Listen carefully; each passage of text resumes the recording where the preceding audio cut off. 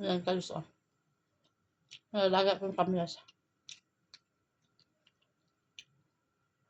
Kasi mamaya luluto ko yan. Pipigaan ko yan. Para mawala yung asin. Tapos, gisa ko sa sardinas. Yan. Ulam na. May ulam na tayo.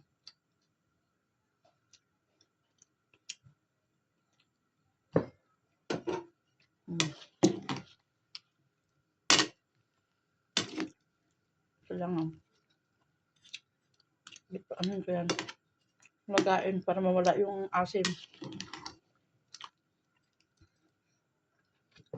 Kasi yung iba, diba kadalasan, sinuburo yan sa amin. Eh, para madali ang laga lang. Laga ko. Tapos pag lumambot na yan, pipigaan ko. Tapos yun na. Luluto na natin siya. Pisa na natin. Ulam na natin mamaya.